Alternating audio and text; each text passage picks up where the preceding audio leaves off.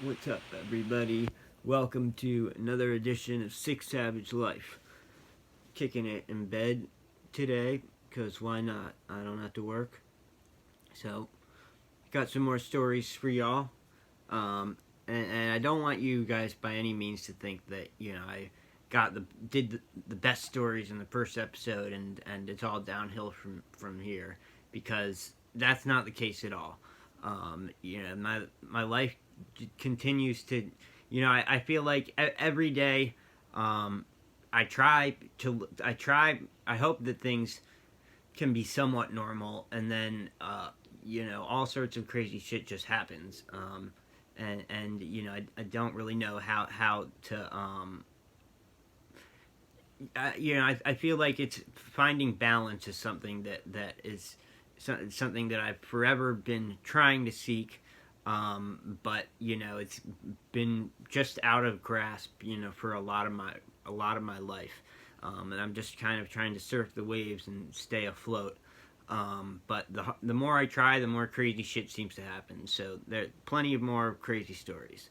I'm also kind of trying to build a chronology of some sort, so these first stories are like the really early on ones, and then they'll kind of,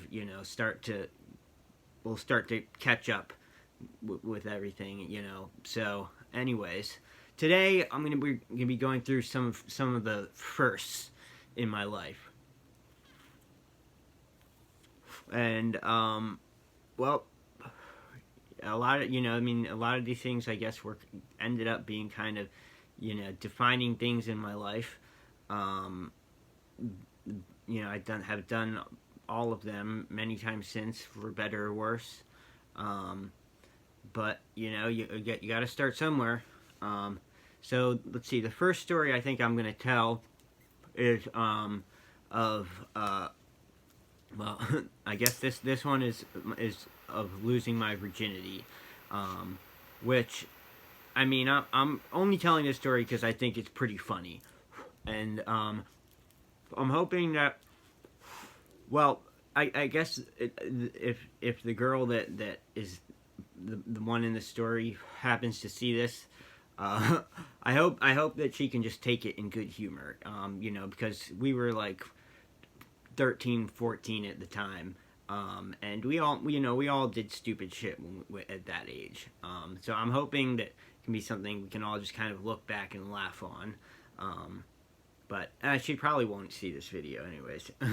So this, I guess, this girl I had met at a school dance of, not even the middle school that I went to, but started going to a private school in middle school. It was the same high school, but I had friends from like the public school that I used to, like, I actually, my first girlfriend went to elementary school with me. So I guess in sixth grade I went to their school dance with her.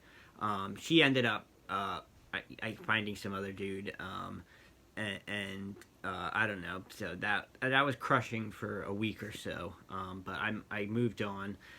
So this girl I had met a year later at school dance, and we had I guess, we didn't talk that much, but we started dating for like a month or so. I had a bunch of like, had seventh grade or so, I had a bunch of girlfriends for like a week or so at a time. We hardly even talked, really. But anyways, so this was the start of ninth grade. I remember because, like, my one of my friends had told me this story about one of my best friends was telling, like, about some chick he hooked up with, and how he had like stuck the tip of his penis inside of her, and that I was thinking, I guess this is probably time for me to lose my virginity. So I need to find somebody who would be willing, and I thought this girl probably would be, because we had hooked up several times before. So we decided to meet up at the movie theater in the town I grew up in. The first time I showed up and she showed up, but I guess her mom was sketched out by the whole situation, so like stayed in their car and was watching her. Because I guess she lied about, said she was going to see a movie or something. So that first time was a bust. But then then we met the same place the second time, um, and I forget how it came about, but we decided the good place to do it would be just on the side porch of this movie theater, and it was like probably like 3:30 or so on a school day, so lots of people were walking by, and it was pretty loud. I think we were pretty obvious about it, and I mean I had a great time, but it was still kind of uncomfortable. It was the first time. It was kind of a weird situation. So, before it totally finishing, we kind of just went off our separate ways. But yeah, I mean, it's still like I wouldn't have wanted to lose it any other way. And I was glad that it could be in such a public public place. I guess it's just. I don't know. I thought even though it was pretty awkward, it was I left feeling happy about that. So let's see. The next one I'm gonna tell is about the first time getting high, and I mean I don't know. Okay, the first time that I can think of actually getting high would probably be at the dentist. Getting some tooth whatever, I forget what it was even, but the nitrous kicking in and me having these thoughts of like Pokemon, like it like brought me back to from to a state when I was like 6 or 7 years old. I don't know how to explain it. But anyways, so I started in around 8th grade or so. I started smoking weed, and honestly, for the first 20 or so times, I didn't even get high. And then finally, one time, we decided we were just gonna smoke and smoke and smoke until we got high. So this one time after school, we went into the woods, just kept smoking bowl after bowl. By the end of it, I still wasn't high, and I was just disappointed. We all walked kind of the walk of shame out of the woods. Then we had to go through this parking lot, and we go up in this elevator to get to the street. And then I remember in that parking lot, looking over at my friend, and he's like, "Dude, I can't stop walking. Like my feet just won't stop." And because I remember being with him one other time before when he got high and this happened, but I started laughing, and then I realized that I couldn't stop laughing, and then it's like my cheeks started vibrating, and it felt like there were rubber bands pulling my smile up and higher and higher, and I couldn't stop it, and I just laughing hysterically. And then so we get to where we have to go in this elevator, and at that point, for a minute, I thought I had died and gone to heaven. And then we went up in this elevator, and then it all came back to reality for a moment. I remember that briefly when we walked through this grocery store. But then after that, it just went into this kind of haze. We had walked a mile and a half home to my friend's apartment, where his family lived. We ordered pizza and ate all of it and went to a show that night. And yeah, I mean, I guess that it wasn't. I guess that wasn't all that that interesting of a story. But it was mind blowing for me, and from that point on, that's how I realized how awesome getting high was. And that's what I'm doing right now. But yeah, smoking weed is nothing like it was in those days. But yeah, it still helps me a lot, and I'm all for it. As to me, it does feel kind of like medication for me. It just makes my anxiety much more manageable. Anyways, that brings me to my third story, where I guess things weren't where they were today, and I'm also going to say I don't condone this necessarily, and I don't do it anymore. Now that weed's legal here in DC, selling it would be difficult anyways. But when I was in my younger days, I was a hustler. And that was how I made my money. Went from like 18 to 21. So this is about the first time I got arrested. And so I guess when I was in high school, for the most part, like we were kind of just like, I don't know. So like we were different than a lot of the kids at our school. And so the upper class kids, especially like at first, I think, well, we were friends with some of the kids like 2 grades above us because they were in a band that we would play shows with. But most of the more kind of jockey kids at school, they didn't really fuck with us that much. Until we realized that, we each other smoked a bunch of weed. Then we started becoming friends with some of the kids in the class above us.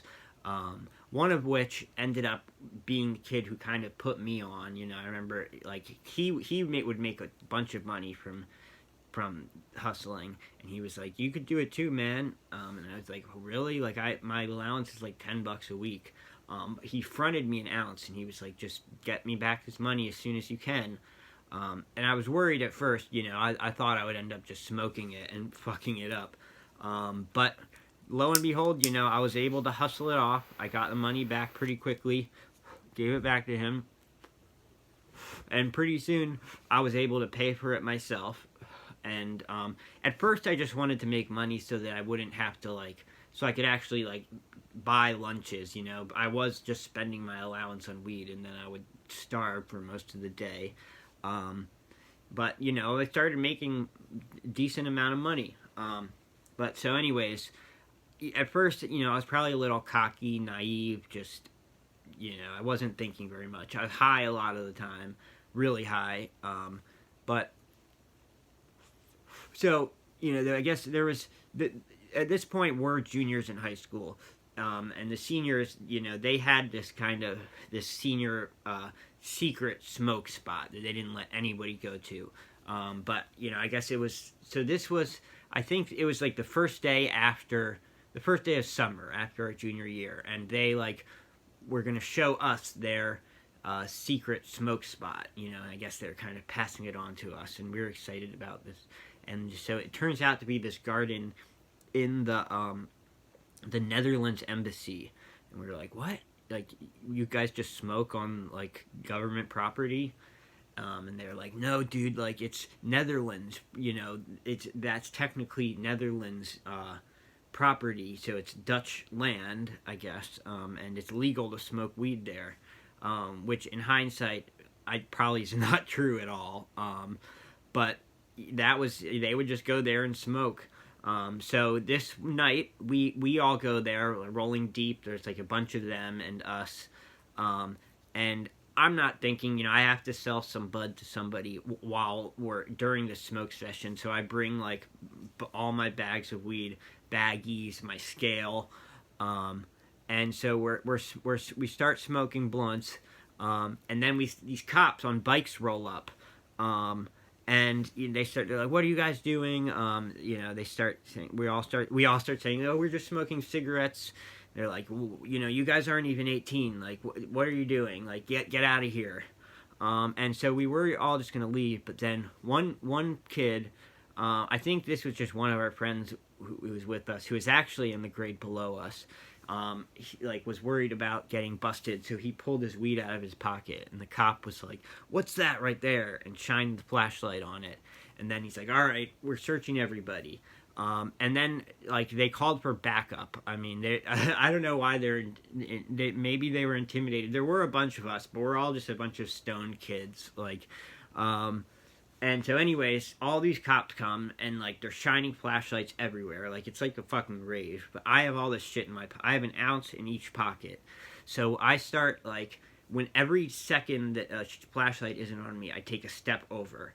And I keep doing that, and I managed to throw one of the ounces in the trash can.